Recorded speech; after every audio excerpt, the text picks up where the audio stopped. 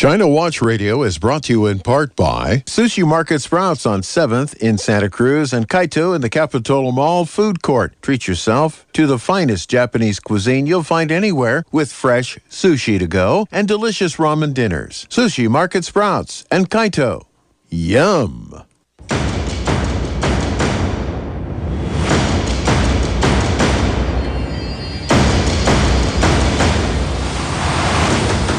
好，同志们，我们在轰轰烈烈的站起来，站起来。 Well, I'm pretty sure that Chinese was better than last week's Chinese. Yeah, last week's was pretty good, eh, Monty? Ladies and gentlemen, it's big week in Beijing. How big? The Chinese Communist Party has arrested 1,430,000 people just to make certain that the big week doesn't get any bigger. Oh. The CCP's fear, of course, is that one of those 1.43 million people will do something to spoil the coronation of Xi Jinping at the 20th party's 20th Congress this week. And so all the dissidents, activists, petitioners, Christians, Buddhists, and Falun Gong practitioners the CCP could get its hands on have been rounded up and incarcerated so that peace may reign supreme in Beijing this week. Quite a list of undesirables. Yeah, and this leads us to ask, what do you think the CCP's October surprise is going to be? Be interesting to see what the fallout turns out to be, for sure. So welcome, ladies and gentlemen, to the October surprise edition of the China Watch radio program. We have Susan Simon on the controls in the control room in there. We have Bill Graff on the boards here in the talk studio. We have Jaunty up in the woods. Jaunty Collier, you up there in the woods? Everyone. Oh, yeah, he's there. He's there. We have David Welch right here in the studio. Good afternoon, gentlemen. And we have Michael Olson, yours truly. So we have a whole bunch of great stories lined up for you. And the second half hour, we're going to look at one story in particular, and that is the CCP's 20th Congress. And the October surprise. The October surprise of who will be reigning supreme in the CCP and in China. And so after that, it's your turn. You know, the second hour is all for you. So arm yourself with some good questions and some good comments. And head to our website, ChinaWatchRadio.com, and see some of our show prep and some of the articles we'll be talking about ahead of time. So when we get there, you can ask whatever you want of us. So today, I guess we're going to start off with MO. That's what it says. Is that me, Michael Olson? The big I guess Mo. It is. Yeah. So today we're going to talk about some accounting that's an accounting irregularity that's going on in China, to say the least. I call it the fox in the hen house accounting scandal in China. So Big Four accounting firm Deloitte, China, has been fined a little bit, tiny bit, by the SEC, Securities and Exchange Commission, for allowing its audit clients to perform some of their own audit work. Now, ladies and gentlemen, don't you wish the IRS would say to you, you can make up any number that you want and we'll go along with it? If you promise you paid your taxes, that's good for us. If you promise that, that's good for us. So what happened? Big Four accounting firm Deloitte it's one of the big four accounting firms in the United States, was given a minor slap on the hand by the SEC after allowing its clients to perform some of their own audit work, disregarding independence and objectivity, which are the pillars of accounting. Now, your father was an accountant. My grandfather was a CPA in San Francisco. Yeah, a CPA in San Francisco. And there are accounting practices that you just don't violate because it screws up the whole bottom line. You have to follow the rules. Yeah, follow the rules. So what happened? The Deloitte China agreed to pay sum of a few $1 million penalty and agreed to remedial action. So the SEC ordered... Wait, time out. What is remedial action? What Not does to that do mean? it again, I guess. Yeah. You know, I mean, do they get fined or do they get they got set fined. in the They corner? got fined What- a little bit, which was said I'd love to be to a find minor. out what remedial action is for Deloitte. Well, I guarantee it's different if you're a Uyghur. There you go. So let's see. The SEC order finds that in the course of numerous audits, Deloitte China personnel asked clients to select their own samples for testing and to prepare audit documentation purporting to show that Deloitte China had obtained and assessed the supporting evidence for certain clients. Wow. It's almost laughable, It's really laughable is. because they're asking their clients, you guys do what you want, and then send me some documentation that proves that I actually looked at your audit. You know what the surprising part of this is for me already, just in the beginning of your presentation here, is the fact that Deloitte even has a Chinese division. There you go. That's really odd. So, to me, this is, I'm inclined to file this under the elite capture. yeah. That China was able to capture one of America's top 4 accounting firms, bring them into the country, use them to bamboozle all of the people who invest money in China. I would use a different word than bamboozled. I think they prostituted their brand. Well, yeah, I guess so. Well, they are Deloitte and Touche. It's a pretty big company. It's huge, yeah. one of the top 4, yeah. So here's the interesting thing. The SEC chair, Gary Gensler, guess who he was? He was The name Hillary That's right. Clinton's He was. That's why I remember campaign his name. manager. That's right. Yeah. So there you go. He said, we find that the Deloitte China fell woefully short of professional auditing requirements in numerous component audits of Chinese operations of U.S. issuers and audits of Chinese companies listed on U.S. exchanges. And we already know that Biden gave China easy access to its markets. Listen to this. We already know that Biden gave China easy access to its U.S. markets. He did this by allowing China not to have to comply with the Sarbanes-Oxley legislation that U.S. companies have to comply with. What is Sarbanes-Oxley? The Sarbanes-Oxley Act of 2002 is a United States federal law that mandates certain practices in financial record keeping and reporting for corporations.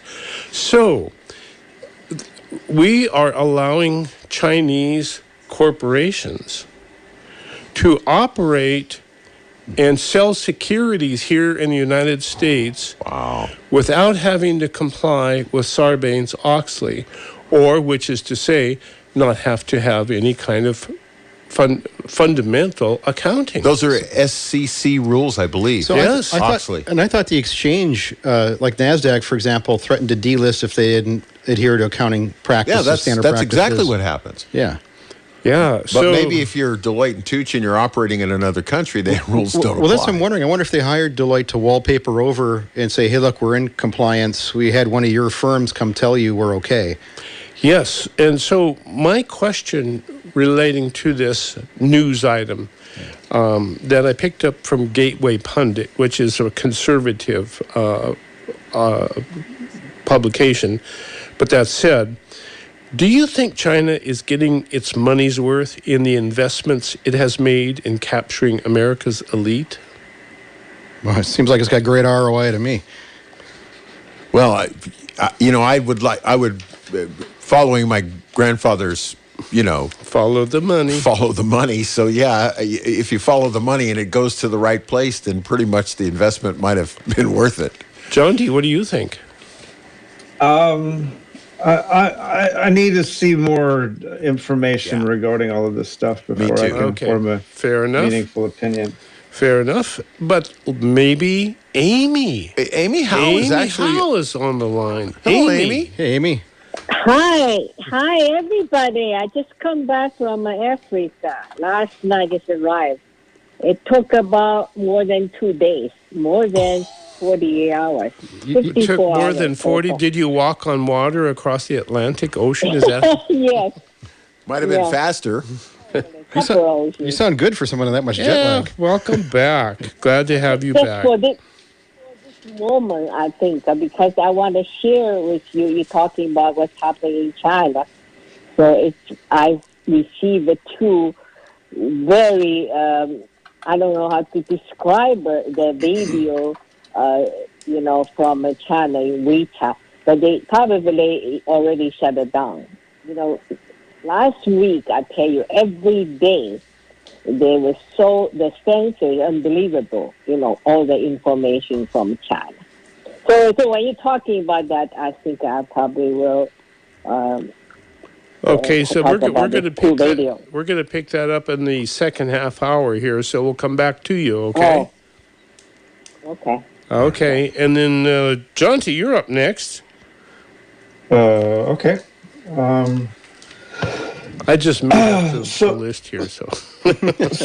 So there's an interesting story that's been developing really for quite some time.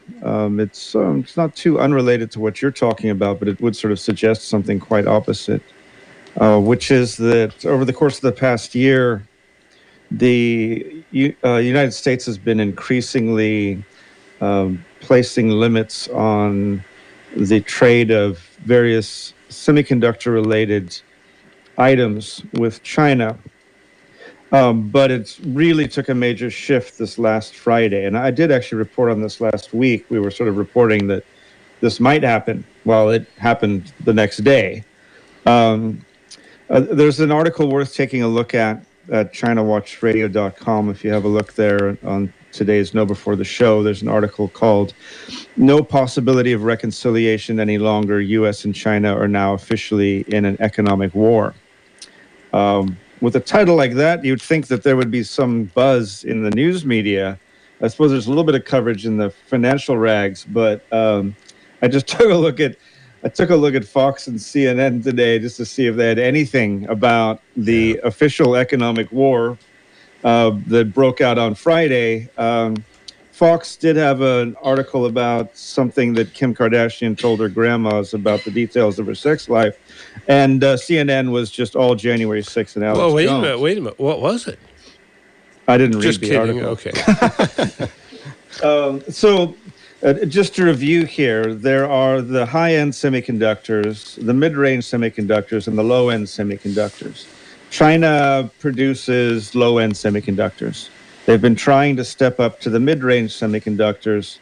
In order to do so, since they don't have the technology and expertise, they've been purchasing manufacturing equipment from a couple different places. The U.S., Denmark is actually a pretty big deal. And the U.S. has been trying to sort of put some limits on making sure that the really high-end stuff isn't being shipped to China over the past year. But on Friday, the U.S. just sort of said, let's go full bore with this. And I'll just quote from the article here. The U.S. Commerce Department on Friday unveiled sweeping new regulations that limit the sale of semiconductors and chip-making equipment to Chinese customers, striking at the foundation of the country's efforts to build its own chip industry. I think you all know that they've had this 2030 plan to dramatically advance their economy and sort of win out in all of the high-tech areas, AI and whatnot.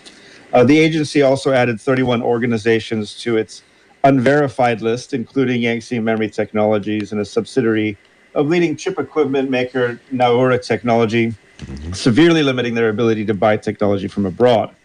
Now, this is what I was actually quoting this Dylan Patel, chief analyst of Semi-Analytics. They look at the semiconductor industry when I was talking about the no possibility of reconciliation.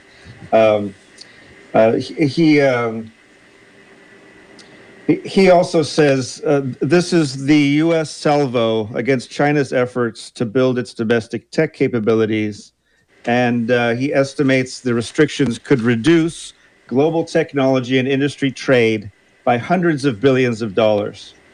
So when we're all sitting around having a discussion about why is inflation so bad, our Commerce Department just did something which is going to drive up global inflation, no doubt about it. I'm not saying I don't approve of it, but I'm saying that there's I don't think there's very little doubt. I mean, a coherent thought about this would indicate that if you're breaking up the semiconductor industry, and I think a lot of people sort of realize that the semiconductor industry today is oil of the past. It's as significant an industry. Sure. Phil, I have a question, John T. You know, it seems like China, U.S. have made a complete about-face in the very recent past. You know, I just told the story of how Deloitte is allowing China's corporations to run amok without any accounting standards. And then, you know, all of a sudden, all of this is being turned around. All of a sudden, you know, Deloitte is being held up and saying, hey, you can't do this anymore. All of a sudden, the United States is saying, to heck with your chip industry. We're going to not give you any more technology like you've been stealing forever. So what has changed?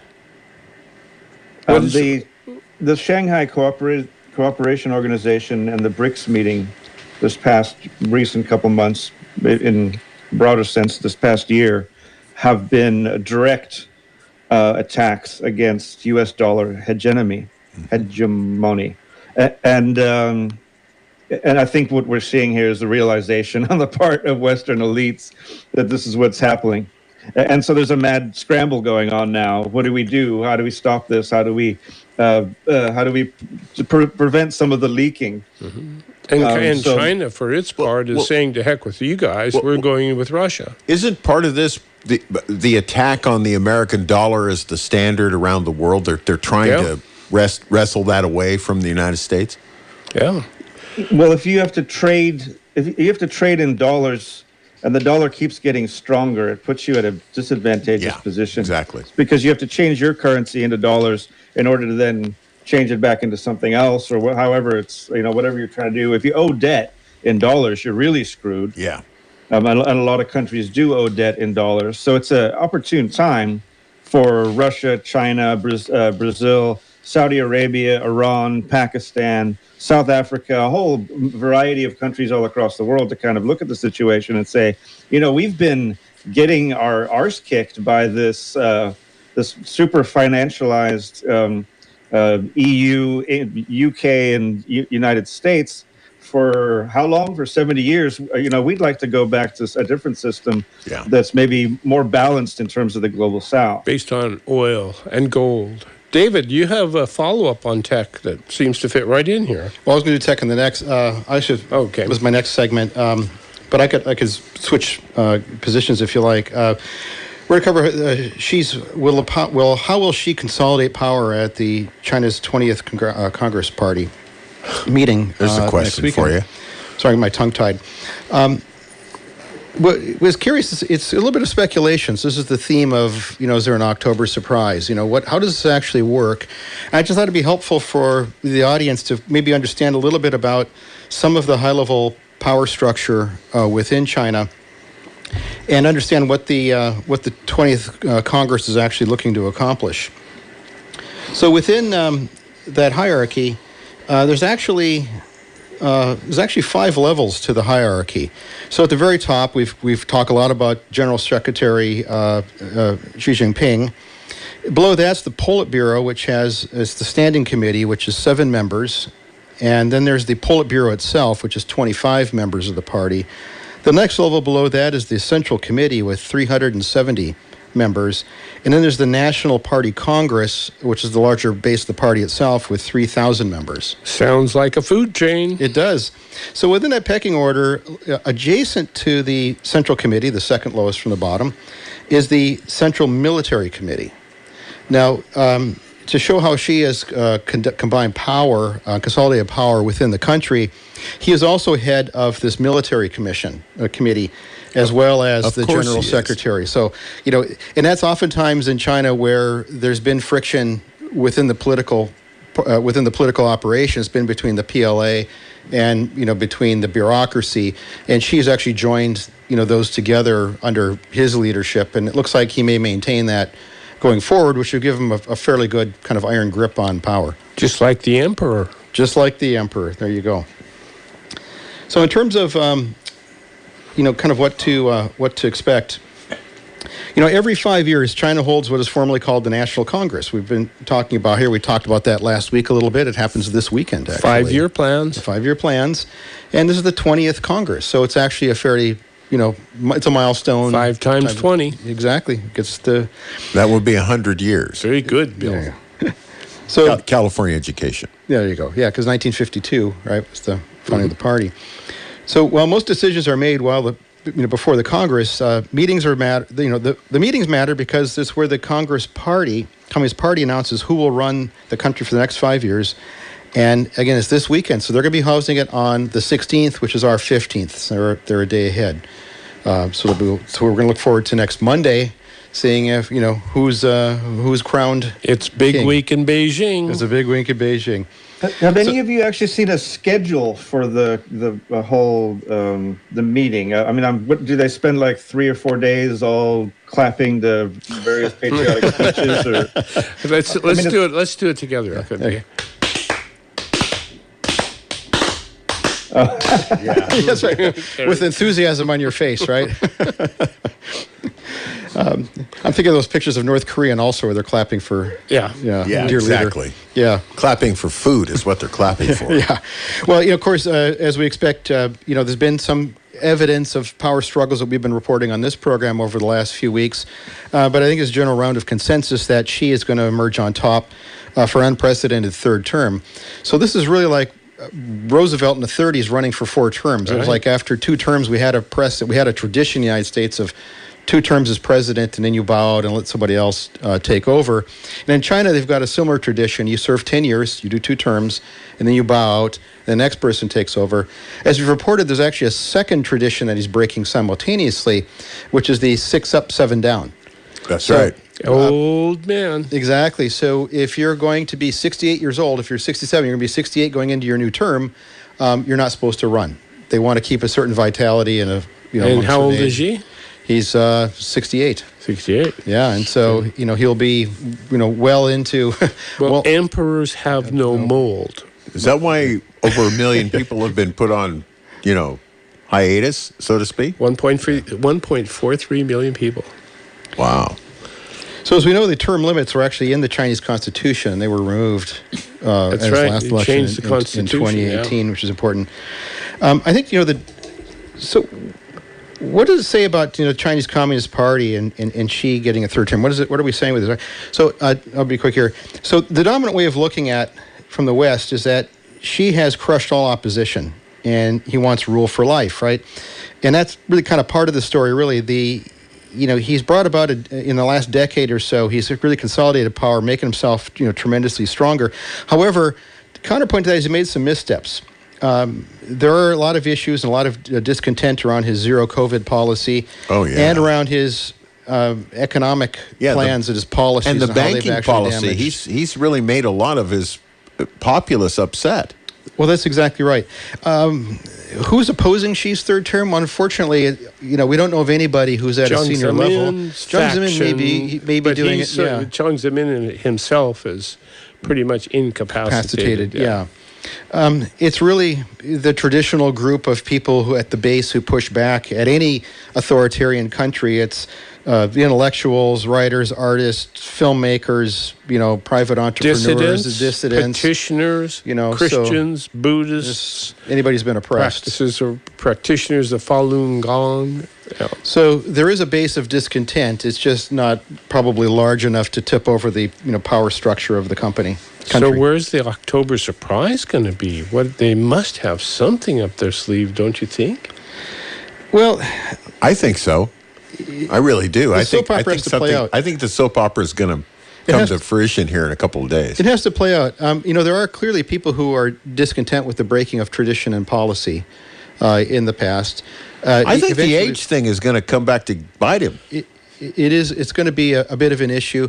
We're going to report a little later on some additional economic news in China and kind of how the tech industry was managed. And I think that'll be, you'll kind of give you an elusive example of how people are upset at some of the economic management. Okay, and when we come back, we get to hear from Amy, who's got some inside information about what's going on in China, getting ready for Big Week in Beijing.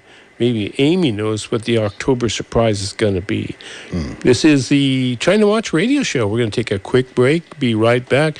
Don't go anywhere because it's going to get hot here. Satisfy your hunger with a fresh, prepared, twice daily grab-and-go for you at Sushi Market Sprouts, 2 blocks from the beach at 300 7th Avenue in Santa Cruz. Fresh, delicious, and oh so good. Hello, I'm Junko, and I look forward to serving you at the Sushi Market Sprouts.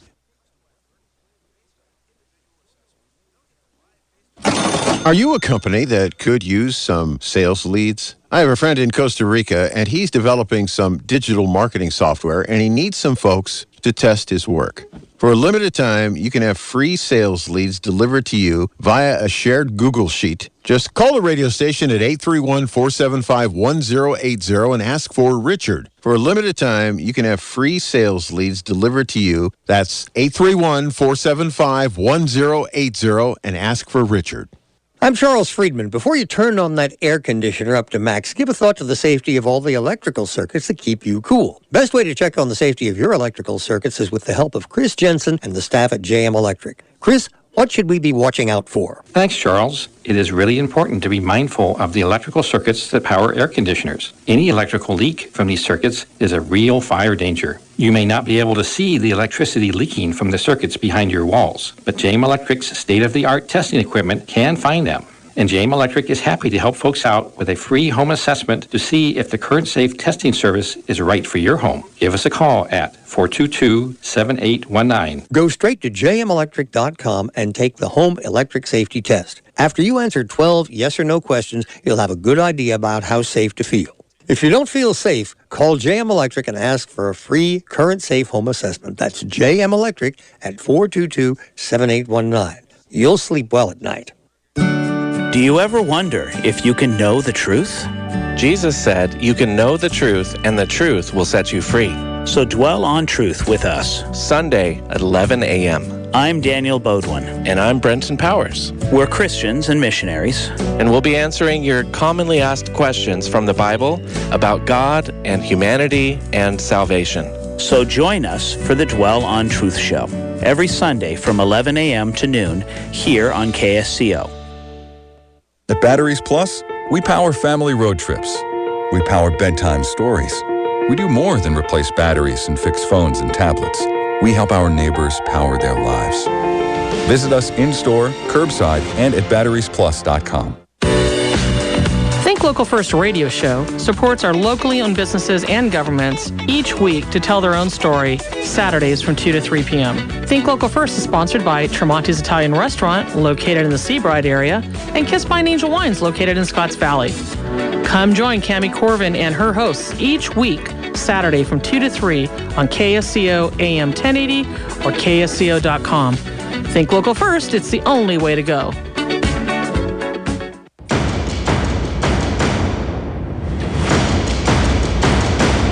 Woman way da lida. This is China Watch Radio. Today we're looking at Big Week in Beijing. And Amy Howe is going to join us right now on the line. She just got back from Africa. It took her 48 hours, but then she went via the North Pole and then the South Pole. And that's why it took so long. Stopped in Ecuador for a while. Wave to a penguin and Santa going around the poles. Yeah, jeez. Amy, must have been a heck of a ride, but welcome back. Is Amy there? Amy's, I think, supposed to be there. Amy was there. Amy was there, but isn't there anymore. Okay. Okay, so rocking right along, talking about what's coming up in Big Week. Boy, I'll tell you, there's so much. It's funny you call it Big Week because when you say that, I think about the rodeo in Salinas. Well, yeah, exactly, and it's kind of what it is, don't you think? It's the rodeo in Beijing, but yeah, kind of. Well, to kick this off, and I know that Amy has a lot of information about what's actually going on, but I'd like to take us back to June when the CCP kicked off the 100-day operation, they called it. Now, have we ever talked about the 100-day operation? I don't believe so. No. So we've talked about so many different things. Yeah, do. so many different purges, right? So, and the reason we know about it now is that the CCP security operation held a press conference and talked about what a great job they did. And the 100-day operation, the whole purpose of it was to be the heavy hand of the CCP and round up all of the dissidents and petitioners and Christians and Falun Gong practitioners and everybody who is bad and round them up. So 100 days. Bad being in parentheses. Yeah, and 100 days, they rounded up 1.43 million people. Yeah. And here's what the interesting thing, they also resolved 640,000 criminal cases. Now, what do you think that word resolved means? Oh, I know what. It's hazard to guess. These people disappeared. Yeah. I wonder. That's what happened. That's what they said. We resolved these things. Wow. It's not like the U.S. didn't get a no bail hearing. There's no bail here. Yeah. We cleared the court calendar. Yeah. So these, who are the bad people? They're ordinary Chinese citizens, like I say, dissidents, activists, petitioners, Christians, and Falun Gong adherents. Now, what the heck is a petitioner? It's those people who go to the government and saying you're not being fair, not being equitable, you're doing bad things, you're corrupt, you're stealing our money and depositing it someplace else. In the year 2000, 10.25 million people complained. Say the number again. 10.25 million went to the CCP and complained about this. Over 10 million people said they had a beef with the government. Yes, and then in 2021, 3.8 million people complained about the Dabais. Wow. You know what the Dabais are? Remember what the Dabais are? They're the white marshmallow big men. whites. Yeah. Big whites. Yeah, Dabai. So, and imagine the power the Dabai have over the people of China. They're all dressed in white. You can't see their face. Yeah. They show up and they do suits. And they do whatever they want. Yeah. So the one that got me was the guys in the white Tyvek suits that killed the corgi out. I was just thinking about that, Billy. Yeah. I mean, and they got away with it. Yeah. Oh, yeah. And it just shows the cruelty of what they get away with. So 3.8 million people complained about the behavior of the Dabai in 1 year. Wow. And who do they complain to? Well, the government, of course. So the government's instituting this zero petition initiative, which is nobody can complain. Nobody can complain. Yeah. So some of the dissidents are really offering a clue as to what's really going on in China. Sure. One, in a 2009 interview with a Voice of America human rights lawyer, Jiang Tianyong, said that many petitioners were finally becoming enlightened through decades of petitioning the government. You keep going back to the government, and finally they're realizing it's not just the grassroots officials who are corrupt. It's not just the Dabais in the doughboy suits.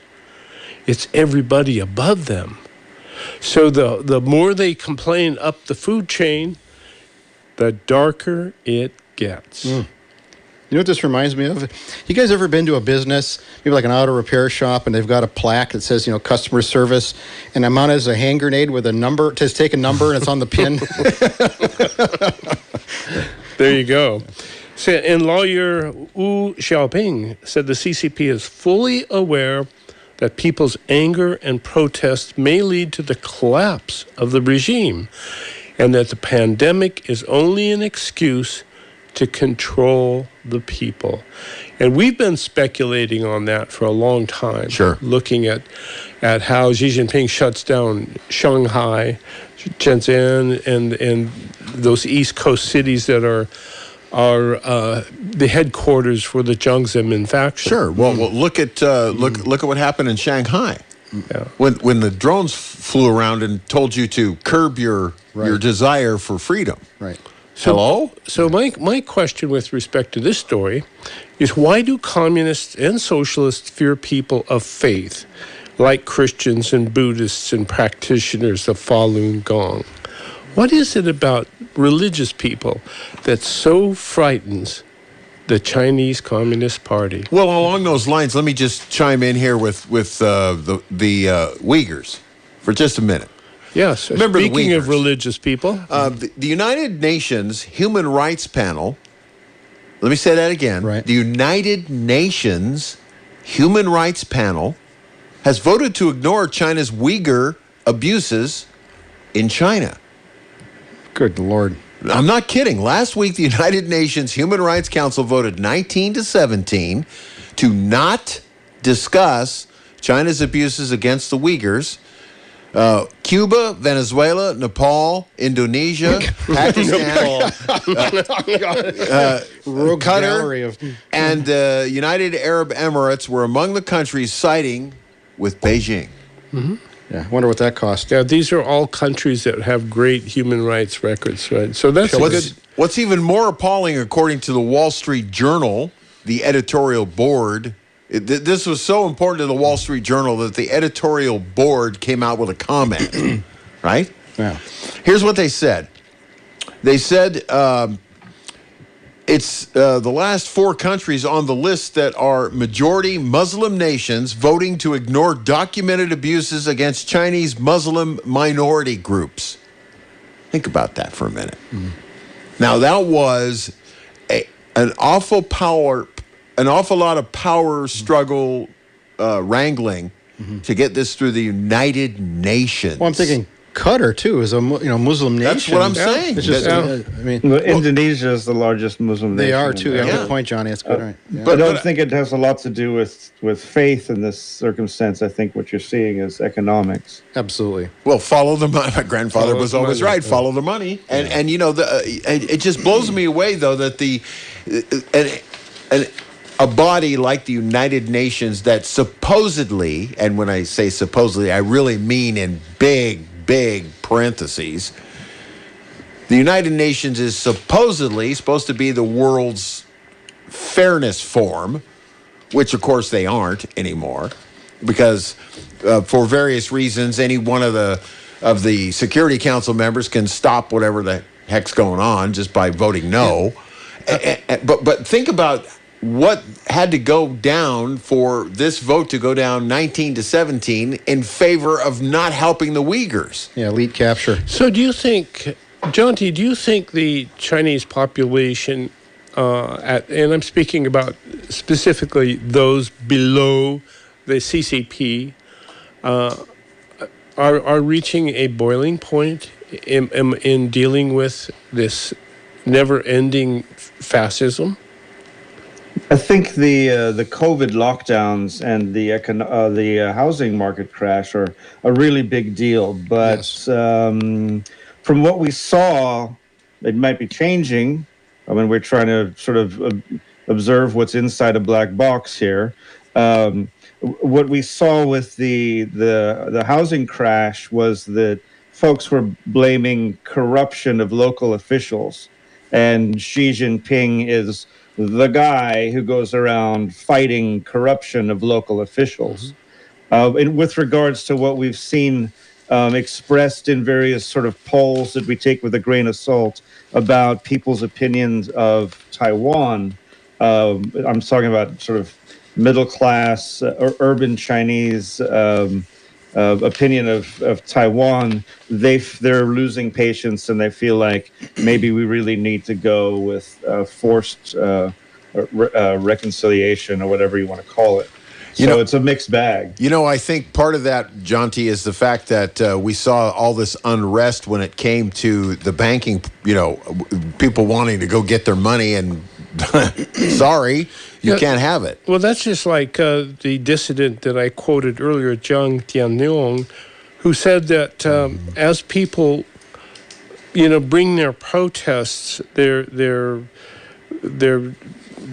differences to the government, they see that the local officials, of course, are all corrupt. You have to buy them off. But as they work their way up the food chain in China, the quote was, it keeps getting darker and darker and darker. So do you think that there is a point at which people will look at Xi Jinping and say, well, you're not really the savior that we thought you are. You're really the Darth Vader that you are?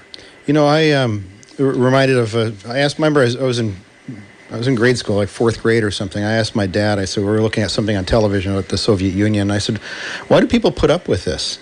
You know what? I was just thinking that myself. While Michael was ending his sentence, I thought to myself, how long will it take for these people? Well, that's exactly to put up with it. That's exactly what So I asked my dad, and my dad just quietly turned to me and said, when they've had enough. And eventually, in 1989, they did, right? They brought the Berlin Wall down. Eventually, people en masse just had enough. Yeah, and they had enough, too, and they all went to Tiananmen Square, and that ended in a terrifying... Yeah, the guy in front of the tank. But at some point, the entire country will uprise. It just won't be students in an isolated location. It'll be... And who showed the way? Yeah. Mao Zedong. Yeah. The Chairman Mao showed the way. And I wonder if Xi Jinping, who is a great admirer of Chairman Mao, isn't going, darn, what goes around comes around. Yeah. It's the great karma caper. Yeah. Yeah. Yeah. So who's up? One of us is up. We have a few minutes before we go David, into... do you want to cover the tech giant situation? Yeah, I can make it quick. So it's very fascinating how China has really grown in technological dominance, actually, and especially in the web and the cloud kind of compute area, mostly around retail applications, but also around e-commerce. They've had tremendous development. We've seen, Alibaba, for example, is really probably very familiar to most of our audience. They're basically the Amazon of Asia. Just a tremendous website that sells retail and wholesale. In fact, a lot of the products that you find for sale on Amazon here, people actually buy them on Alibaba wholesale and sell them here. Exactly. Wow. That's right. I was going to say Alibaba is the Amazon of Amazon. Yes, that's a good point. And TikTok, incidentally, is getting into the retail internet trade. I read They're that today. Join in e-commerce. Yeah, opening a fulfillment center in Washington, no less. Yeah, we'll see how that goes. It's fascinating is that it was the wild, I'm going to say west, but it's really the east. As these companies have boomed. So if we just bring the clock back to 2010, we had some absolutely interesting titans. Now, there's been tremendous consolidation of company buying company in China. Sounds familiar. Yeah, but there was a company called Kuhu, and they were just a real dominant player, and their big competitor was Tencent. So these two behemoths went to war with each other in China, and they both had malware, antivirus software. And it was really popular. It was like, hey, 50-50. Well, Tencent said, any Kuhu software that you install on your system is laden with viruses, and we're going to exercise it for you. And then Kuhu went back and did the same thing. They said, any Tencent software that you have on your system is actually a virus, and we're going to get rid of it for you. So these two titans were just smashing each other in the teeth. They went to in 2010, it was really famous, they went to the Chinese Supreme Court, the equivalent of their Supreme Court, and said, look, we need a reading here. And the court actually took an extremely liberal position, which was, we don't think either one of you guys are a monopoly, and we're going to stand back and basically let the private sector sort this out. You guys fight it out. Yeah. So this is just one example, these two companies, but it was happening at these Teutonic levels across, all the various sectors of tech within China. And to give you an idea, we fast forward now back up to 2020, and China has decided that, look, we need to actually start cracking down here. We need to drive regulations. This is not a healthy environment for us to grow our industries. And as you recall, there were some big headlines here where they actually pulled out of some of the U.S. stock market. Companies were delisted inside of China. There was a tremendous amount of wealth that was lost. In fact, the crackdown in China, almost overnight, took $1.5 trillion of their tech assets out of the market, of equity out of the market. That number again? 1.5 trillion. Wow. And the crackdown came swift and sudden and right now. In fact, just like the real estate industry. It did. And the pivotal moment where people think the tipping point was when that speech that Jack Ma made in Shanghai. And he, for a long time, was taking the back of his hand and swatting back bureaucrats who were standing in his way, the lower level party officials. And, they were kind of tolerating this because, he had this world swagger and it was, it was demonstrating. Jack Ma. He was demonstrating, Chinese kind of preeminence. Right, in some of these areas. Well, he finally went one step too far when he started criticizing new regulations that the CCP had put on tech companies. They said that their finances had to be treated with the same rigor as a bank. And Ma was saying, hey, fintech, which is this, buy now, pay in 4 payments and, some of those schemes, that, credit extended and terms extended for commercial transactions is not the same as a bank. That's what he went down for. And then he disappeared, and we didn't hear from him for a while. And he came back, obviously, very diminished and very humbled. To give you an example but he was still in charge of the company, which is kind of... Nobody is in charge except for the CCP. Well, I'll give you an example. So in just at the edge of this crackdown of this, a share of Alibaba stock was worth about $245 a share. Today, their stock is worth about $75. That sounds like Facebook. It is like Facebook. In fact, it's tremendous. The 1.5 trillion, Billy, we were just talking about in domestic market, that's 4 Facebooks. If you added Facebook or Meta now, if you quadrupled their revenue, that's the total loss that the investor market took on those products. So just in kind of closing up here, the Chinese government, where they're really cracking down, is they finally put some antitrust teeth. It said, okay, everybody's going to start to play a little more fair than they have been before. There were a lot of deceptive practices these companies were running. Maybe some Sarbanes-Oxley. Well, it was massive. So they were ginning up fake reviews, just the whole I think scandal. The corruption's going to continue myself. Well, they didn't have any privacy, so they started seeing some privacy laws around data because people were just stealing data back and forth across companies. Some labor laws. There were some issues around algorithms. So we've had here in the United States, right, we talk about some of the search engines favoring one brand of product over another. They had some of the issue.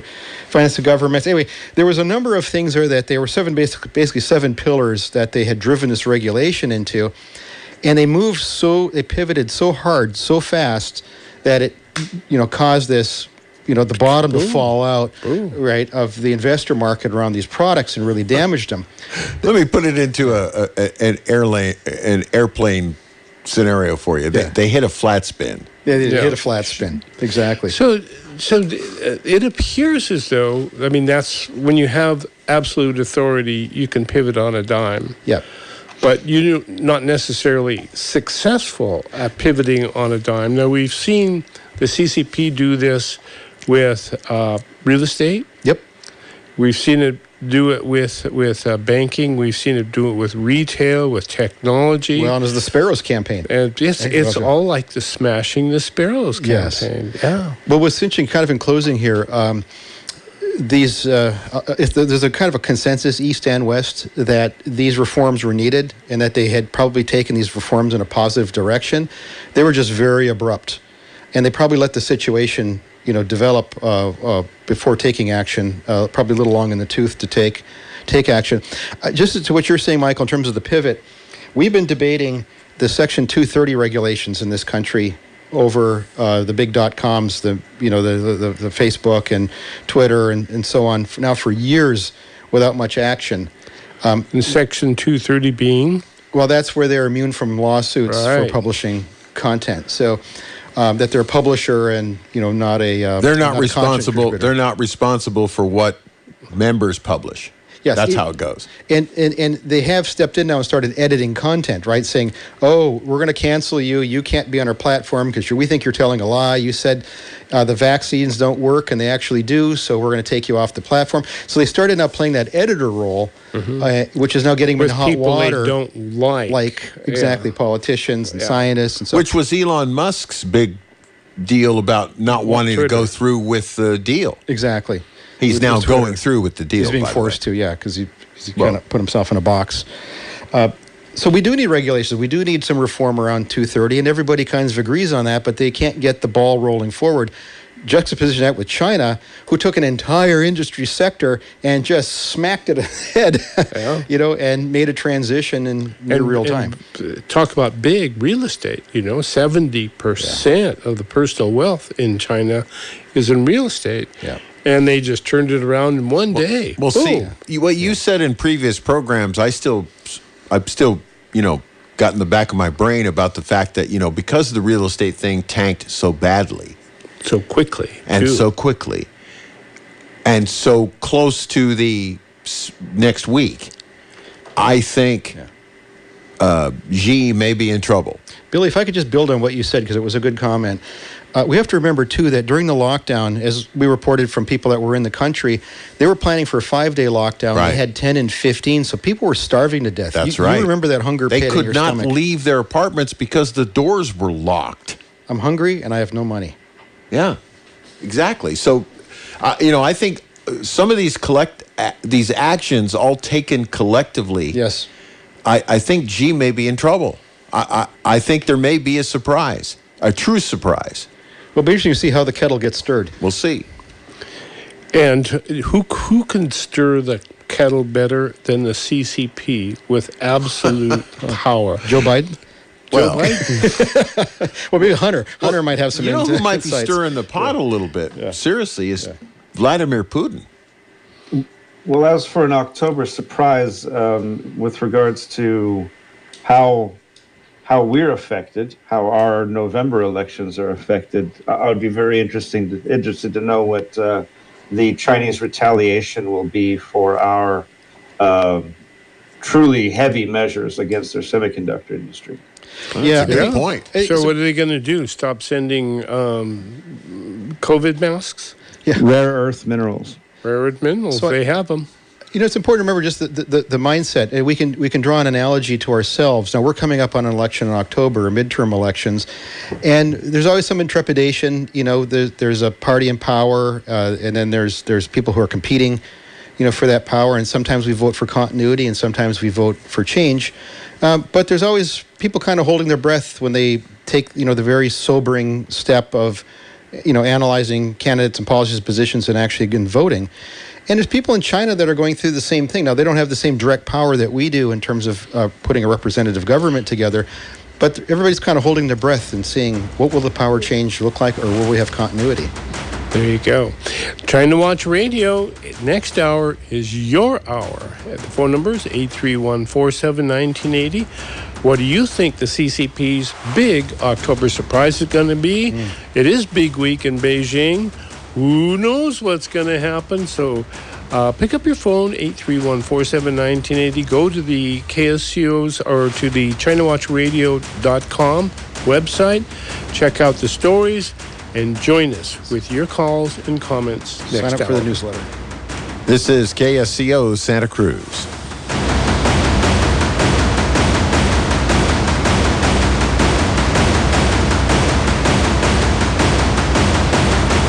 miles per hour, becoming calm later in the evening. And tomorrow, patchy dense fog between midnight and 2 a.m. and then again between 8 and 9 a.m. Otherwise mostly cloudy tomorrow, then gradually becoming sunny. Light and variable wind becoming west 5 to 10 miles per hour in the afternoon. Boaters forecast for tonight, northwest winds 15 to 20 knots with gusts up to 25 knots, wind waves 2 to 3 feet, west swell around 2 feet at 10 seconds, and southwest around 2 feet at 15 seconds. Tomorrow, west winds 10 to 15 knots, wind waves 2 to 3 feet, west swell around 2 feet at 11 seconds, and southwest around 2 feet at 16 seconds.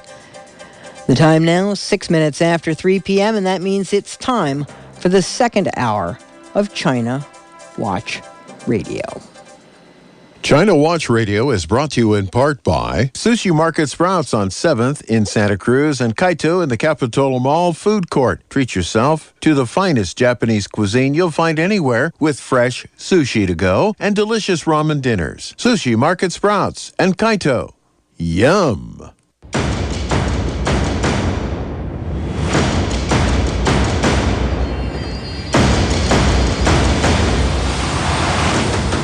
我们回到来的，你好吗？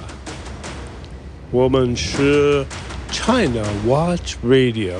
We have Susan Simon, we have Bill Graff, we have Jonty, we have David Welch, we have Michael Olson, and we have Amy Howe. Amy, welcome back to China Watch Radio. Amy's been on the road. She just got back from Africa. Took 48 hours because she had to fly around the North Pole and the South Pole and then all the way around the equator. My goodness, girl. Do the hokey pokey. Welcome back. So, Amy... That's the longest flight ever been. Longest you've ever been. I guess that's saying something. 48 hours in an airplane. Yeah. Unbelievable. More than 40 hours. Well, 54 hours. 54 hours. My goodness. That's moving into the days more category. Than 2 days. Well, you could probably do a pretty good novella about my flight home. We're waiting for the video. So, Amy, we understand you have some really hot information that's been flowing in over the past week. And, of course, probably all relating to a big week in Beijing. That's right, exactly. So in Africa, because they have a lot of connection to China, I'm talking about the communication system. They use a lot of Huawei stuff. Oh, okay. So it's very easy to get to the WeChat, the China program. But I tell you, it was very, very tight. Unbelievable. You cannot say one word, anything. Almost everybody, the group I joined, they all shut down. More than 10 people. But individually, one by one, the people still try to send out the information. I don't know if anywhere you probably saw, I don't know from what source is, and 2 videos yesterday happened in Beijing. And in the freeway, the overpass bridge, and then they have some kind of protesting and lots of signs there, and then somebody burned themselves. Whoa! Protest. Wow. Amy. Unbelievable, yeah. Amy, I experienced that as a student in San Diego during the early 70s. Oh. There was a student at the University of California, San Diego, who marched into the quad and dumped a can of gasoline over himself and lit the match. And that went straight through the student population of San Diego. It was just, and the impact it had was incredible. So if something like that is happening in Beijing... You know what remind me that, because they immediately shut down that screen and the video circle around, but somehow individually they still come out. So I got 2 people individually sent out that. So that remind me 11 years ago, 2011, January, right, the Arab Spring. That was started with Tunisia, the vendor was burned himself, remember? Because protesting the government corruption, everything, that whole Arab Spring stopped. Just like that. They were, Beijing just so scared because they think that's like a signal and tell people we're going to have. So they immediately get the screen, but I still see the smoke from that overpass bridge in Beijing. And then all the traffic stopped. People are watching, and lots of signs. And so many, I think one of them said that we don't want to be slaves. We don't need an emperor. Because, who is going to be emperor now, right? Yeah. So we just want to be citizens. we don't want. They want an election. They don't want this superior leader. That they want the election. They all the different signs. At first off, say they wanted to have a food. They don't want it to lock down. Not able to work. So that's where the spot in Beijing. So it's something we see. That's yesterday afternoon. But still come out the sign. I think people in the car, they showed it. Yeah, individuals in cars and they post it and the information gets out and the authorities chase it down with algorithms and snuff it out. Yeah, arrest a lot of people. Yeah. There is an interesting, Amy. There's an interesting story in the news. You just came back from Africa. There's an interesting story in the news about the fact that China is trying to bolster its food, what you were just talking about, by making deals with Africa. Yeah, yes. A lot of years they try to, but that seems like they kind of used to be, Tanzania and the Kenyan, they were very friendly to China. But the new elected leaders in these two countries, they not much, they kind of distancing from China. So the project working there was much less. So they go to Ethiopia, the other countries, and Nigeria, because they believe Nigeria is very, very corrupt government. So they think that's easy to dealing with. Of course, for the oil, right? So that's the reason. It's been. Yeah, I try to point out the one thing is that the Arab Spring. The reason they started called millions and millions of people coming, enjoying is to use the social media. So China wanted to immediately shut down the social media. So that way, other people didn't know what's going on. Right. They're not going to gather millions and millions of people. What you going to do, right? You cannot kill everybody. You cannot arrest everybody. Well, they arrested 1.43 million people.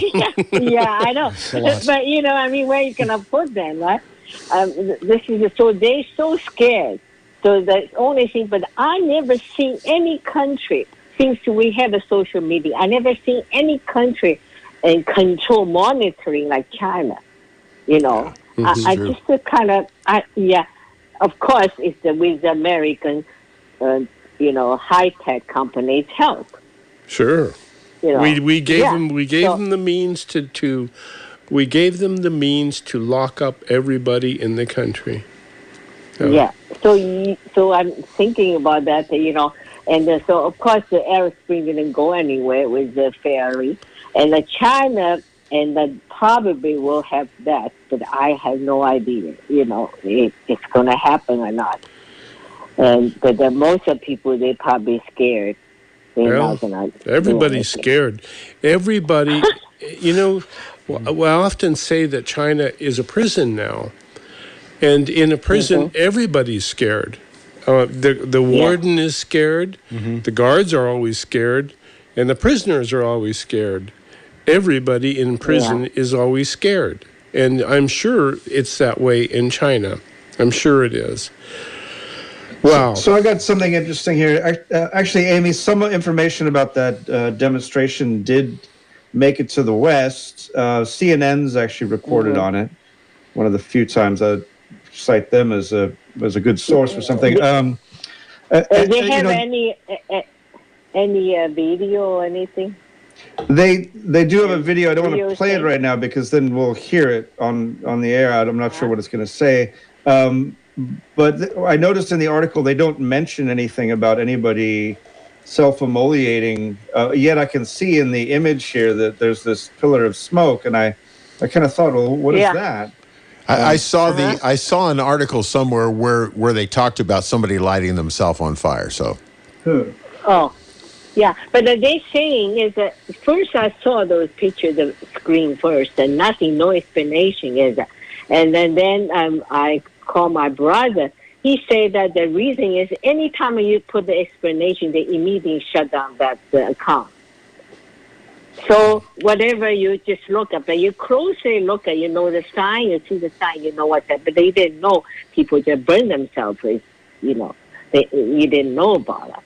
You know, so if your explanation, you say something underneath, you say that account immediately shut it down. I think people I contact with, and so far right now, and already from yesterday to today is we have about 54 people.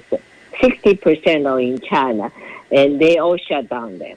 You know? So everybody in China has been shut down. Yeah.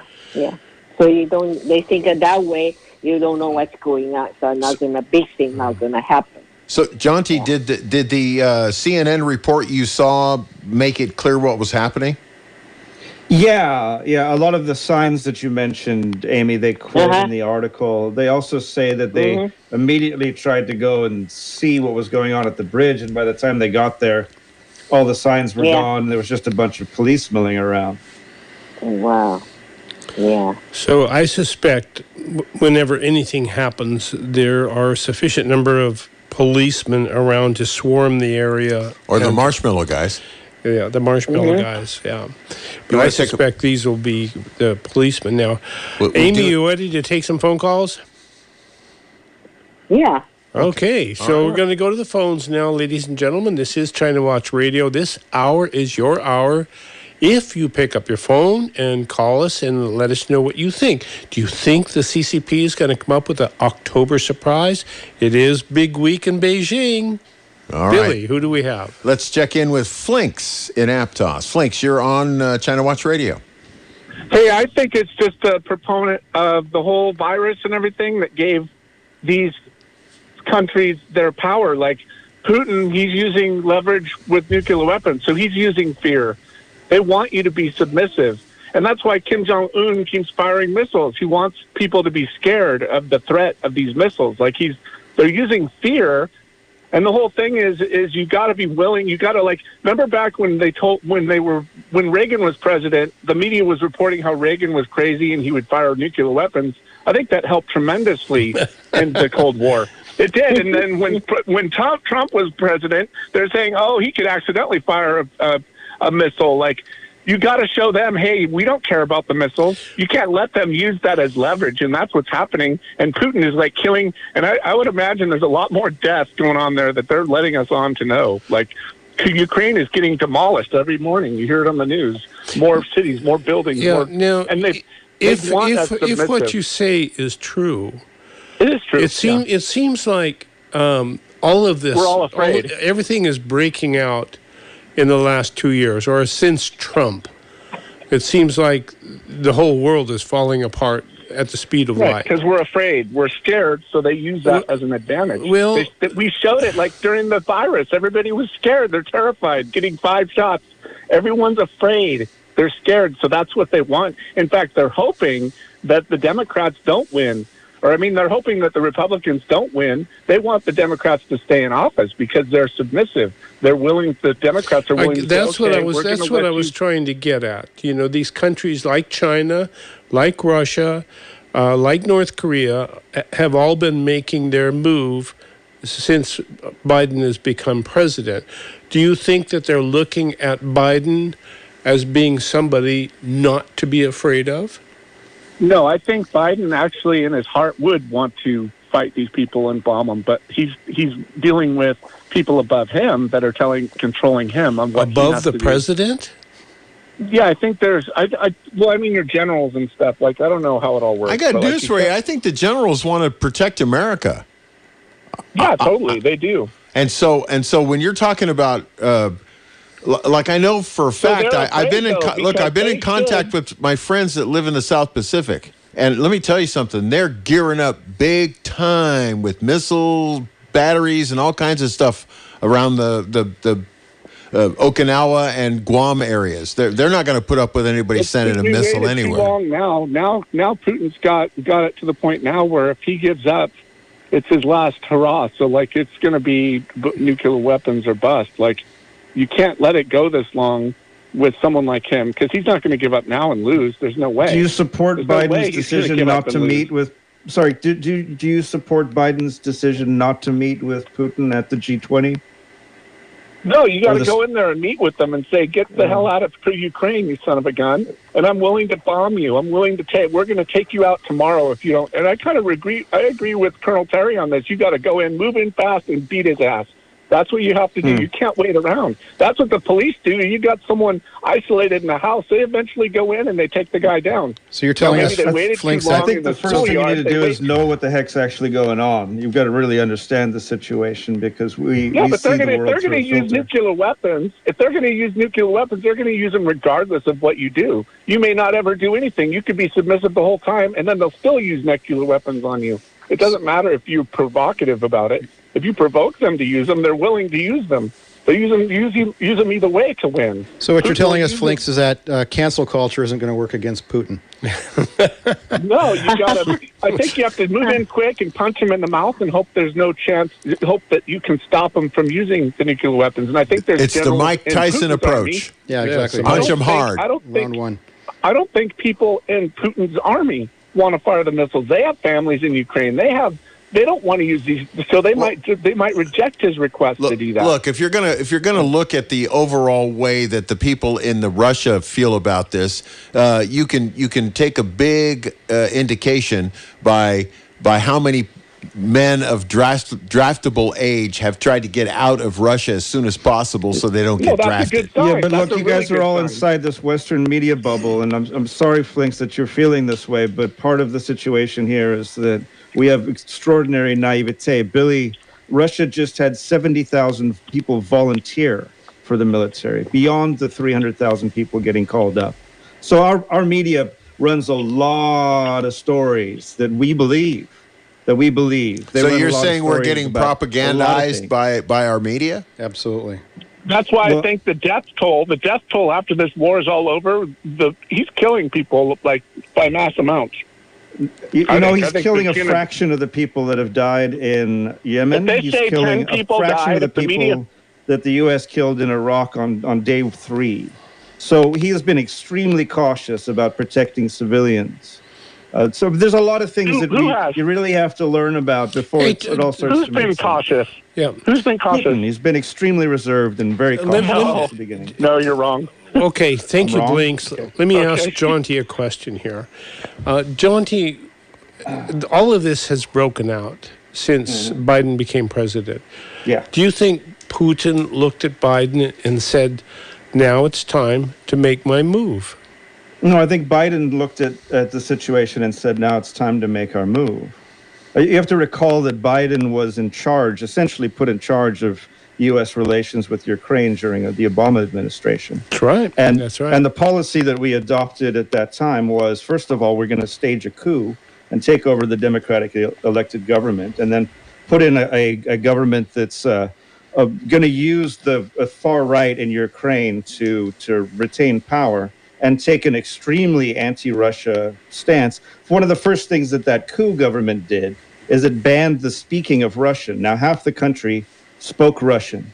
If we had a government take over, if we had a foreign government support a coup in our country, and that on day one they said we want to ban the speaking of Spanish in the United States. That would be a pretty extreme thing that would cause a lot of division within the United States. And then if there were hypothetically a whole bunch of far right-wing groups that were then going around beating people up for speaking Spanish or being Spanish, and chasing Spanish people out of the country, we wouldn't be very surprised if a lot of them started fleeing towards the border. So what you're saying is that Biden, while setting up our relationship with Ukraine, such as it was, essentially took his glove off and slapped Putin across the face, and said, in the week before the special military operation was launched by the Russians, wherein they took a small fraction of their military and largely used volunteers. But regardless, but in the week before that, the number of shells tracked by the UN, it's the OSCE, I think it's called. They had this UN observation group there in the Donbass region because the Ukrainians had been shelling the civilians in the Donbass and Luhansk regions for 8 years, and they killed about 13,000 civilians. Well known, published in all the mainstream newspapers. It was covered by the BBC and you name it. So the UN observation was seeing a dramatic escalation in the shelling of that region. Okay. Meanwhile, Biden's hopping around the world saying, Putin's going to invade, Putin's going to invade. See, how did I know? He's now saying, how did I know? Well, you knew because it's your guys on the ground shelling the Russian-speaking people of those regions, beating the crap out of them to the point where you're pushing the Russians into a situation where they have to do something. So I guess what I'm wondering, what I'm trying to get at, do you think that when Biden became president, Putin looked at him and said, now it's time for me to attack, because that's when he attacked. It's when Biden No, I'm was telling in you it's the office. exact opposite. Biden came in and said, yay, I get to start a war. This is going to be great.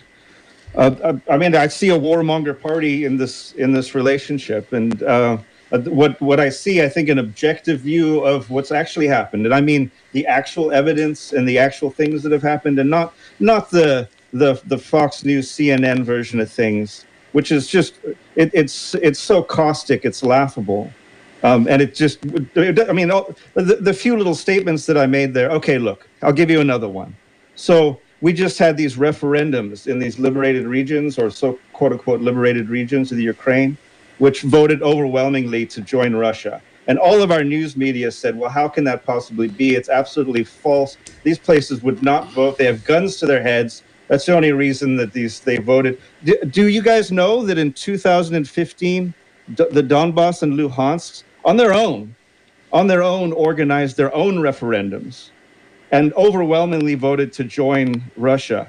At that time, Russia said, no, we're not going to do it. So, I mean, you would think that it's not that big of a surprise that these places would then go ahead now, after everything they've been through, and vote to join Russia. It's not a surprise. Amy? May I say something? Yes. On that issue, politically, since Biden became a president, I just like, because we are supposed to be leader of the free world. The whole world look at us. Even the country is not free, like China, Russia, whatever. And we're supposed to be the lighthouse of this dark ocean. But since Biden's becoming president, and they don't see the lighthouse, they get lost. So all the things happening, I don't think politically, definitely, we didn't show the leadership in that period. So all kind of things happening.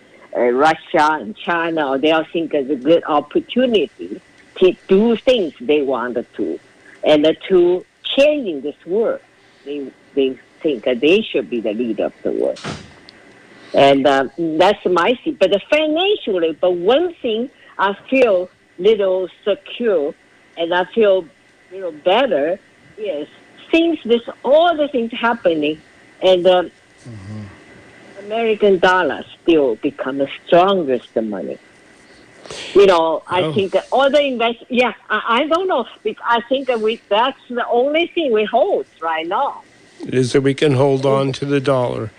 Can we get a picture? Yes, and right now never been more than the euro. Never happened, right? So that means when the war and torment just changing and unstable situations, and then people, all the investor, all the money, where they go, America still. There you go. So that means something. So we're gonna stop the discussion for just a minute. Everybody's gonna take a big breath, and we're gonna go to and commercials. you're gonna pick up the phone and call 831-479-1080 and weigh in. It's Big Week in Beijing. What do you think the October surprise is gonna be?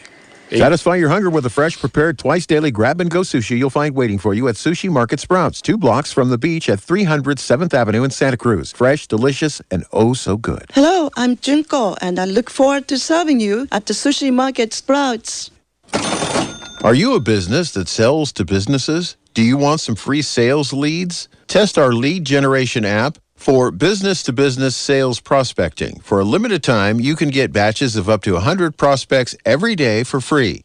Call the radio station at 831-475-1080 and ask for Richard. Test our lead generation app for business-to-business sales prospecting. That's 831-475-1080 and ask for Richard. Hi, I'm Sam Quinton for Coast Paper and Supply. Their vast inventory of products includes janitorial and cleaning supplies, paper towels, toilet and facial tissue, boxes and shipping and packing supplies, and much more. One visit to Coast Paper and Supply and you'll know why businesses, schools, and households shop there. Coast Paper and Supply is at 151 Josephine Street in Santa Cruz. Open weekdays 8 to 4:30. Phone number 831-423-3350. Bill Graff here, talking with Alexander Hagan from Etheric Networks. Alex, tell me about your crew. We have about 45 staff here in the Bay Area, double E and in RF engineering. I have some top networking guys. We get support from our vendors. We've been doing this for 20 years. We consider ourselves, with all due modesty, very strong on the technical side of the business. And we also like what we do, just like I know you like what you do. We want our customers to be happy all the time. And so it depresses us if our customers are unhappy. You remember back in the big storms, we worked day and night to make sure that service kept running. How can folks get a hold of Etheric? I would suggest sending a mail to sales@etheric.net and mentioning the KSCO special. We'll give them 10% off on their first year on install, on equipment, on service. But we also have a website, and just look up Etheric Networks, and that has information with our phone number, our sales contact information, as well as direct interactivity with the website. Are you interested in a radio show with tips and tools to help you unravel the mysteries of your personal finances? Would getting a firm understanding of the basic laws of money management help you out? Then listen to Money Moves on Thursday evenings at 7 p.m. Host Pamela Fugit-Hetrick and her guests provide information so that you can successfully manage your own money. Tune in to Money Moves Thursdays at 7 p.m. on KSCO AM 1080 Santa Cruz. Celebrate America. The first American flag made by Betsy Ross was made from cannabis. Celebrate the roots. Ben Franklin, George Washington, and Thomas Jefferson, all cannabis farmers. If you know your history, then you would know where you are coming from. Join me, Christopher Carr, Fridays 8 to 9 p.m. on KSCO. Listen to The Cannabis Connection, America's first and foremost cannabis talk radio.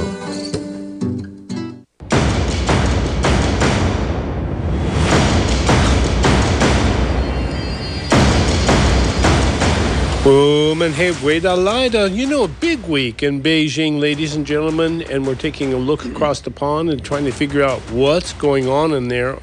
And of course, it's hard to do it because, as Amy Howe said, the CCP has shut down everything. But somebody went on a bridge in Beijing and staged a protest.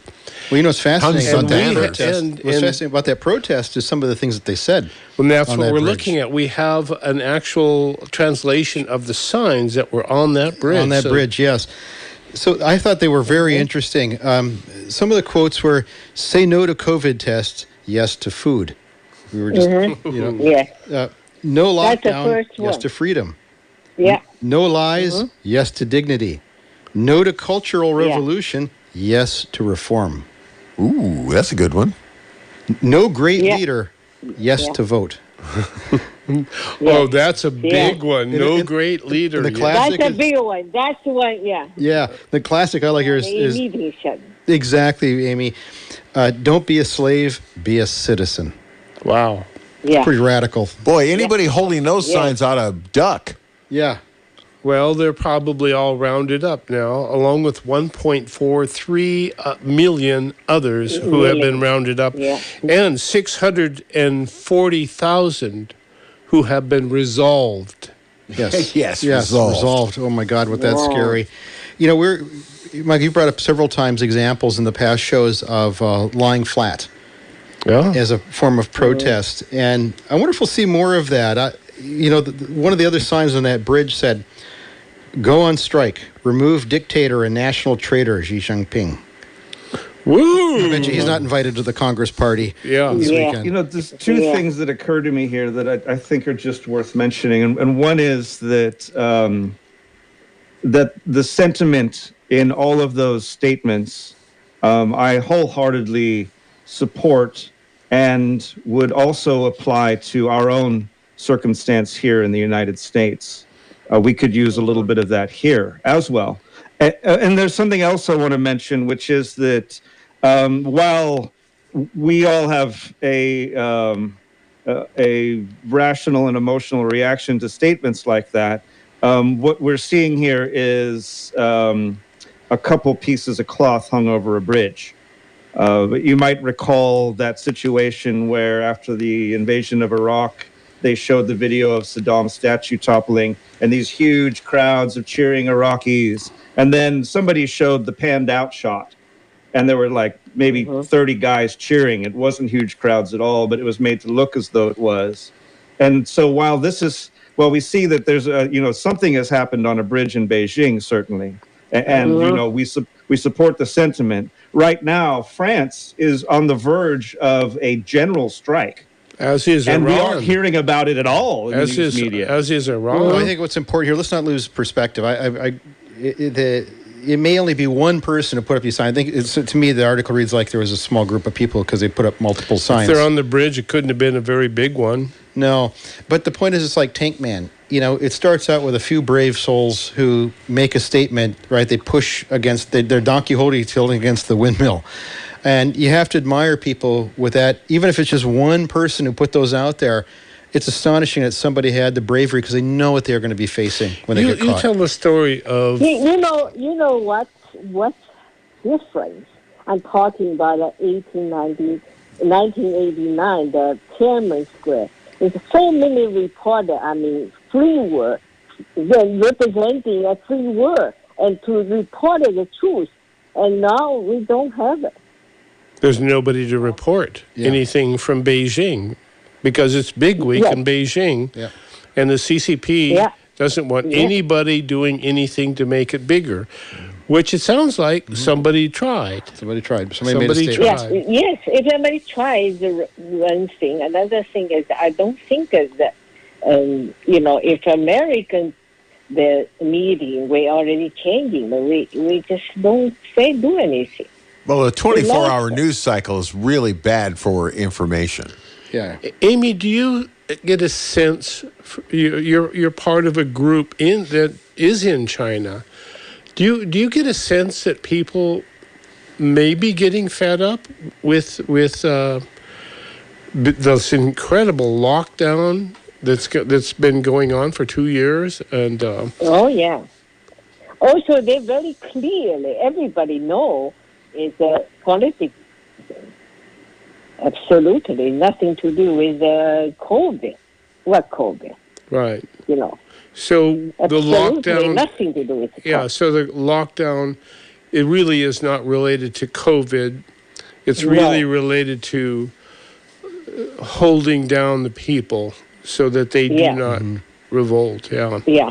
And they try to test it in Shanghai because that's the one city most open and relatively have more freedom and outside contact than any other city in China. If they can control Shanghai, so they control the whole country. So they did. That's Shanghai was locked down, remember? They just locked it. Yeah, just locked everybody down. Yeah. So, they tried. They say, well, we're still able to do it. Just don't give them lockdown and you don't have a food. What else you can do? Nothing. I just want to remind the audience of the phone number, 831-479-1080. What do you think may be the October surprise? What will be the outcome of this Congress meeting this weekend? Yeah, got a little surprise already on a bridge. Who do we have on the line, Billy? Joy. Helps if you turn the microphone on, Chief Engineer. Joy is calling us from Monterey. Joy, you're on with China Watch Radio. Hi, Amy. How are you? I just wanted to let you know that I love listening to you, and I have a question for you. Does anybody know Does anybody know who Tank Man is? I mean, is there a rumor, or do we know whose family he's from, or do we know who he is? Still don't know. We still don't know.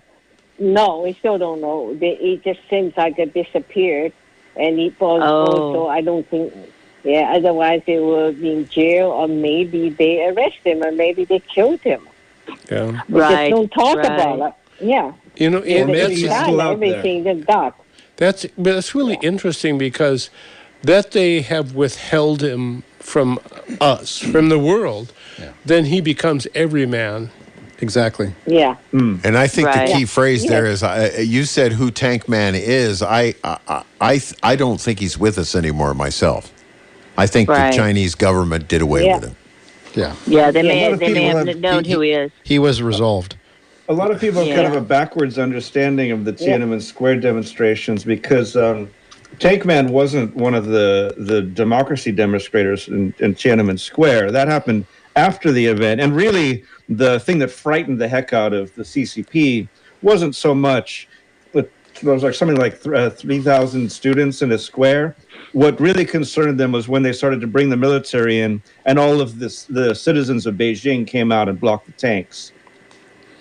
Yeah. And that's the little part of history that I think tends to be forgotten. And thus Tank Man really does become every man. A symbol of symbol of every man. That's a symbol of resistance, a symbol of the quest for freedom, So, Joy, what do you think is going to happen here next week in China? Do you think Xi Jinping is going to survive?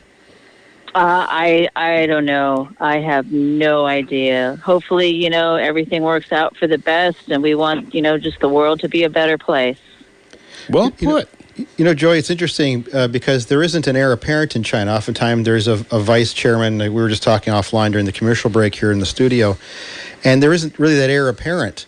And I wonder if he'll actually, Michael, one of your points, or would he name a successor at that point? There is a vice premier right now who is stepping down and will no longer run for office. He's been... That's a smart move on his part. What is his name? He's been the one, to me, that represents, some kind of sanity. Remember, earlier this year, he convened a teleconference with, thousands of Chinese officials, and said, this is nuts. This COVID stuff is crazy. We have to get back to work. We're destroying our country. And he's then we haven't heard from him again. That's right. So he was the one person. Thank you. Thank you. Calling. For a wonderful call. And you have, with a voice like that, you can call anytime. 831-479-1080. So. Yeah, this is a really interesting time in the world's timeline, but also particularly in China, because of the fact that if this guy gets another term, which I assume will become a lifetime term. Sure. What's he going to do? What is he going to do? Well, let's play. Olson, I have a question for you. What if Xi gets his third term? I think he might actually be upgraded to the same category as Mao. There's some designation, but regardless, let's say he gets his third term. What if he turns around and said, zero policy worked, and then ends the whole lockdown? Well, that's exactly what he's doing, because he has been appearing in public for the last 2 weeks without a mask, and in formal occasions too. So what happens then in terms of how does that affect the dynamic with regards to the Chinese internal economic situation and China's relationship with the West? So let's play a little guess. Well, wait a minute. Let me just say something here. Let me say something here. When you talked about him not appearing in public with a mask on, okay? Appearing in public. Yeah. Let me just say this. He's in charge of 1.4 billion people. And so him not appearing in a mask in public says that he doesn't believe COVID's a really big problem. No, it's not been a big problem. It's been a great opportunity for him to exert total control over his population. But and what he's I'm talking about the optics. Yeah, what he's telling us is that, see, I'm in without a mask. To me, what he's saying to the population is, as soon as the election's over, COVID's over, and we're all going back to work. Yeah. And you Westerners can give us more money. Yep. Rally around me. Rally around me. So that's my guess. Jonty, does that ring true to you at all? It's a strong possibility, and that's something we'll certainly have our eye on. When he declares COVID over in China, all of this investment money that has been withdrawn because of these sporadic lockdowns is going to come rushing back in again. So it could mean a dramatic economic turnaround for China. Just when they desperately need it. That's an interesting point I never thought of. Yeah. Recently, I read about the lots of propaganda stuff there. So those you can post it in the internet, the social media, because they think that's the propaganda. But the people all know how to read between the lines. So basically, when the ridiculous, they talking about things, but clearly, they talking about during this Biden administration is a good opportunity to do lots of things. If China want to get things, they think Xi Jinping wanted to achieve his goal. Is the best opportunity. That's all about it. Yeah. So that's a big difference. Yeah. Because in the beginning, Trump say that, start a war with China, the economic war, and they kind of shocked because they surprised. Yeah. And then now they say, okay, let's do it, So actually interesting enough, lots of people in China, they're not stupid. They know everything, I'm talking about citizens. They just so I think that we still have a hope. Because they're very much interested. Amy, there's something I really want to ask you about that. There's something I really want to ask you about. They're very interested. So I think, why are you're more interested than I am? I live in America, they say this is so important, the midterm election. I said, why is that? We have a conversation one still able to do it. So they say that because they still whole world, which was probably true. I step out of our country and in Africa, everyone really look up us as a lighthouse in the dark ocean. So really, it's so true, So they all think whatever happened to America will be big effect, even midterm election, and will be big effect to China or Russia or other countries. We got about 10 minutes left in the program. Amy, Jonty had a question? Yeah, Amy, something I really want to know about the perspective of your everyday Chinese person is with regards to the coronavirus. We're now looking at a very, very low fatality rate for these current strains. And it ended up being much lower than people thought in the beginning. Do people in China think that this is like a really deadly disease where if you get it, it's a 50% chance you're going to die? Or what do they really think that this disease is? They think it's totally bullshit. Yeah, I'm not. How do you really feel? So that's a bad word, by the way. Yeah. Everybody, because all the people I know, none of them, old people, young people, nobody died in so-called coronavirus. Or, nobody. And also, it's so stupid. They wanted people to test every day and 3 times a day. They don't even let people out. How do they work effective? From where? What? And they even test the dog, the cat, and any other things. I mean, I can't believe it. People think, how come become so stupid with their so-called great leaders? Why do they trust their leaders? Because they really don't have any choice. They don't have to trust them. I don't think the CCP operates on earning anybody's trust. I think... Not required. Obedience is godliness. So when you have no choice, you go along with them. And the question is, will there ever be a time in China where the CCP does not have enough force? And you know, the extent to which they can control everybody with their cell phones. You know, Michael, it's interesting when we were talking about laying down. You know, when the Eastern Bloc fell, it's because the guards laid down. That let is the people correct. attack the wall. At what point will the Chinese guards lie down in China? At what point? At what point? Will the CCP? You know, I have Enforcers. an opinion about this.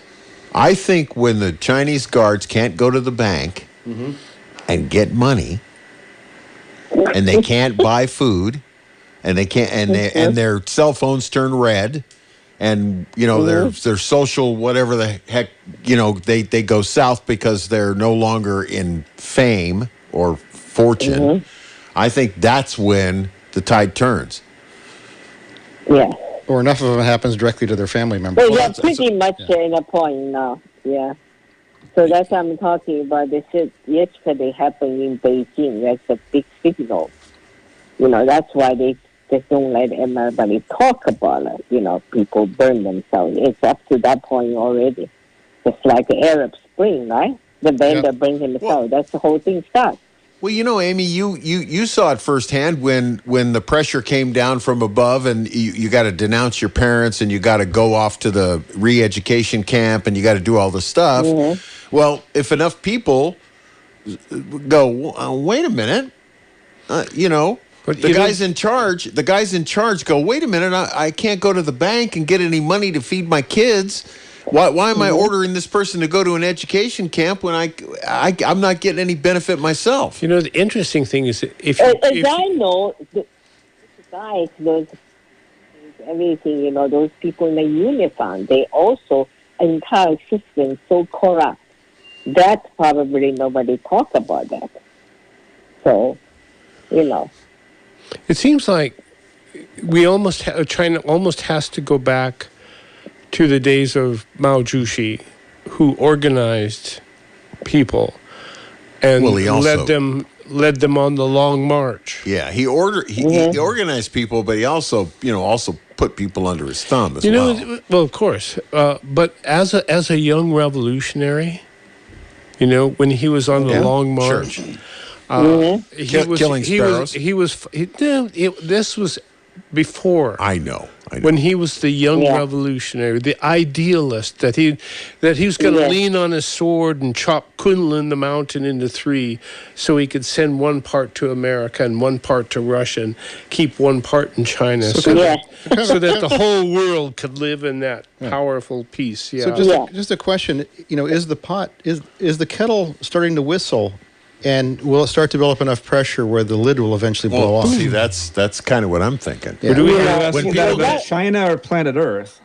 Well, I think both. My experience I think both. Living, Jonty makes a good point. Living in communism is just a theory, very idealism. It's good, but become a reality was horrible. That's always the problem. All right, let's take another phone call. Joe's been waiting while we've been talking about world politics. Joe, you're on China Watch Radio. Yeah, I got a couple comments about Ukraine and China because someone made a comment about Ukraine. This thing about we went to Iraq, we did this, we influenced their, Ukrainian elections and all that. This influence game has been going on since way before the United States. That's right. Okay, Putin was trying to influence, so supposedly the West won in the influence in Ukraine, and Putin didn't like it, and he tipped over the game board and started shooting and killing people. Okay, so Joe, I would rather... Go ahead. No, Joe, you bring up a good point, and it's one I want to bring in. It's Russia that invaded Ukraine. It's like all the stand-up noise about who's stirring whose pot or whatever is fine, but ultimately you cannot, in this day and age, it's not acceptable to have a war of conquest to use soldiers to steal land. And, Right. and if you look at what the Russians did to the Ukrainians back in, 1937, when Stalin's Great Holodomor, and the millions of people that Stalin starved to death in Ukraine. Boy, if I was Ukrainian and I saw the Russians coming with tanks, I think I'd start shooting. Let's pick up a phone call here. Thanks, Joe. Wait, I have something else to say real quick. Okay, go ahead. Make it quick. Okay, just real quick. What you asked a question about China? Are they going to change? Okay, we've seen Tiananmen Square, we've seen Hong Kong, and what's happening in Iran with their protests. One of these times, they're going to succeed in a revolution. Kind of like the Egyptians, the army didn't take the side of the government, I don't think, what I heard. They took the side of the people, and I think that's something like that's going to have to happen. All right, Joe, thanks for the call. We appreciate it. Good call, Joe. All right, let's move on to Chuck in Marina. Chuck, you're on China Watch Radio. Hey, regarding China and COVID vaccines, I've been hearing all kinds of, over the years now, all kinds of reports about they had them, they didn't have them, they were, they had their own, I think, Sinovac and et cetera. I'd be curious to know what what your guest knows about, what really is going on in country there with that situation. Yeah, I think with respect to Sinovac, it's the classic dead virus vaccine. China wanted to force Moderna to give it the formula for its mRNA vaccine. Moderna said, no, we're not going to give it to you. So China is stuck with this relatively old technology, which I have in my arm from Johnson & Johnson. Me too, by the way. I did too. I'm a Johnson & Johnson vaccine. It should be noted that in clinical tests... But some people in China, they make a fortune. Oh, boy. Everybody this show. Unbelievable. Yeah. And for all of the testing that people had to pay, people had to pay for their own tests. Well, in South America... And also quarantine. They shut down somewhere and quarantine, and people had to pay the hotel, pay everything, food, everything. And at the end, they're running out of money. Yeah. So they say, okay, found you a job. Well, to answer Chuck's question, the big strategy was to lock everybody down. Yeah. For control. For control, Yeah, but I would think that, if any country was going to be authoritarian, and say you're getting this vaccine or off to the camp you go, it would have been China. And I didn't really hear that much about that, unless everybody just lined up and said, okay, because I don't want to go to the camp. But it seemed like Israel was more authoritarian on that matter than China. But that just could be just because of what I was reading and hearing and the info that I was being able to acquire. We got to go. We're out of time, guys. All right. Thank you, Joe, for calling. Thank you, Joe, for calling. Thank you, Amy, for joining us from all the way from Africa. You flew 54 hours to be on the to show. join us on the show, and we're so appreciative that you did that. So Thank you so much. We'll talk to you soon.